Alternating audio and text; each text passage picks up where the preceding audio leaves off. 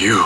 The climax of Sharky's machine featured this highly unique, dangerous fall backwards out of a window, dropping 220 feet, making it the highest free-fall jump from a building in a film. This was performed multiple times by legendary stuntman Dar Robinson. Because we had a stunt that was the climax of the movie, and we had done quite a few gags before that, and we had to top them all. I need him to move it over because I'm not lined up. I don't like landing on a seam. There's something about seams that really bother me. When you hit a seam and it separates, that's it. You go to the ground. What's going to be happening is I'm going to be backwards, except 150 feet up.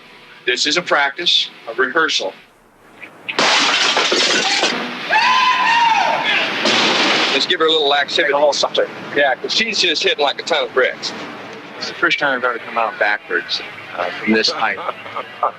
And I figure I can hit the bag. I just kind of wonder how I'm going to hit it. I don't care how you hit it, as long as you get up, jump over and run over and grab me afterwards and say it was fun all the way down. I promise. I hope so. Roll cameras! Making the stunt even more challenging, Dar had to wear a face mask to make him look like Henry Silva, the villain in the picture.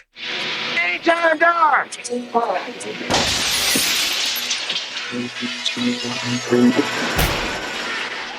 Dar performed this stunt several times to ensure that Burt got all the coverage he needed. You were really backwards. He was the most extraordinary man I've ever met in my life. I remember we were up about the 20-some floor, and he said, "Burt, I can't get enough start here to get out." And I said, "Well, open up the door, go down the hall. It's okay." And so he opens up the door, he goes down the hall, and a young couple who had just gotten married were there that night, and they were coming out the door for breakfast, and he used to yell to sort of get himself, and went tearing by this young couple and went out the window. They went back in the room. I don't think they've ever come out of that room. What the fuck you looking at?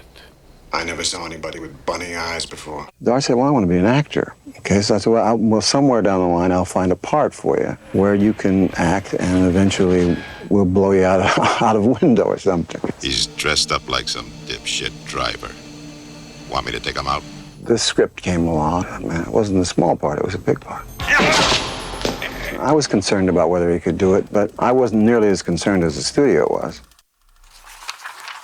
I'm on page 12 of this stupid book, and I don't get it. This is like one of those afternoon soap operas my wife Betty watches. What kind of a name is Ernest Stickley? Ridiculous! Who plays the heavy in this thing? Well, sir, Bellbuster cast his friend and stuntman, Dar Robinson. A stuntman? What else has he done? Nothing, sir. This will be his first ever movie. First role? I don't know if I like that. You mean he can say his lines and then throw his ass out of a window? Yes, sir. And Burt said he'll be an albino to make him more menacing in the role. Well, those pasty, white, dead-eyed fuckers scare the shit out of me.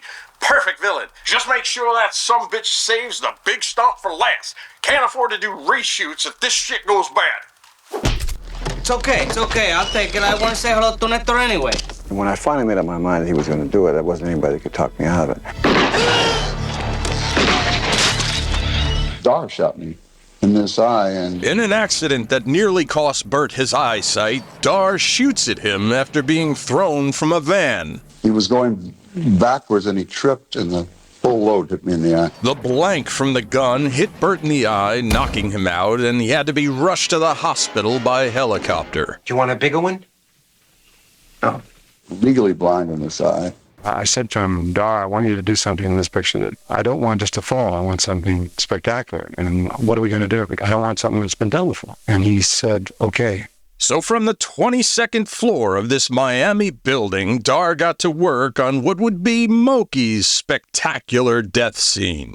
And then the stunt became so dangerous it was beyond belief, because he was going to go off this building backwards with no airbag. Preparation and rehearsal would take weeks. Not only did Dar have to focus on his very first acting role in a major studio film, Where's Stick? but now was planning his most death-defying stunt to date. Gary, Yes, sir. we're secure here. Let's go for our first test. He had this incredible ability to almost be alone in thousands of people. Kenny, how high are we off the ground? Like 10 feet.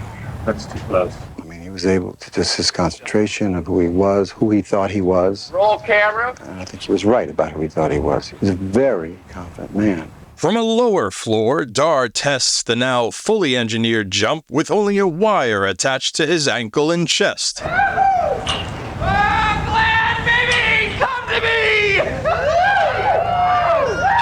This complex hydraulic system decelerates his velocity in the final seconds of the fall.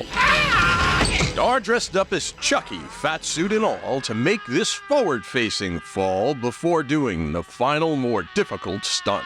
Give me a hand, you son of a bitch! With all the principal photography completed, the studio allowed for one of their main cast members to perform the stunt. Why don't you push real hard? You might hit the water. The big-budget feature could never have gotten insurance otherwise. I felt very strongly that maybe I'd bitten off more than I could chew. I was getting very, very concerned about it. And I kept trying to read something in his eyes, that would tell me that this is not a good idea, But there wasn't a hint that he had a second where he didn't think this was going to go off to perfection. There wasn't a doubt. There also wasn't a doubt that it was unbelievably dangerous. Okay, I'll take a minute to myself. Everybody, test the cameras, please. Anybody who says that they're not afraid of this type of work is either foolish or crazy. I don't want to get on the rail until we are ready, just in case I get a slip. I understand. Okay, we're going to bow our heads and take a moment of prayer. And whether you believe in the man upstairs or not, this is for Dar, okay? In a moment of silence and prayer, Burt leads the crew before this very dangerous stunt. Okay, he said his. He's ready. Okay. And I remember just before he did it, he said, should I empty the gun on the way down? And I thought, no, don't think about the gun. Just do whatever you got to do. And he said, no, I think this guy would empty the gun. So with Dar's focus on his most dramatic scene, along with timing for the fall, Roll all your cameras, please. he had all the faith in the world for his crew to help as he falls 20 stories toward concrete.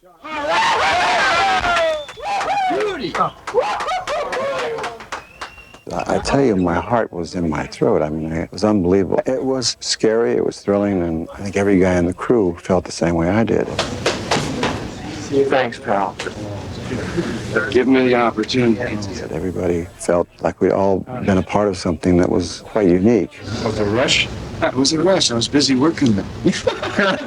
I was worried. I didn't know what position I was going to be in. I have no idea. I think I kind of cuffed it and just kept this part of my body like this still. Well, you were working all the way down. I fired all 6 shots. I know. Dar Robinson was killed doing a routine stunt. Following Stick, Dar went on to do several pictures, none bigger than Lethal Weapon. But in November of 1986, he'd work on what would be his final stunt for the film $1 Million Mystery. Dar was on a motorcycle coming around a corner. He lost it, rolled down the hill, hit a rock, and busted his spleen. And they had no chopper there, which is generally the rule. They should have if they're doing stunts. They put him in the car, and a friend of mine was in the car with him. And halfway to town, he said to the guy, I'm buying the farm. And he passed away. Director Richard Donner dedicated Lethal Weapon to Dar at the close of his film, released 4 months after his death. I wanted his name on that screen. I just wanted to say thank you, Dar, in the inventiveness and the creativeness that he brought to stunts. And when it came to being in the hands of a Dar Robinson, that was it. He was the one and only. He was very aware of the fact that someone will probably come along and jump higher, jump faster, further. He was aware of that. But for the time that he was here on this earth, he was the best. And he knew that.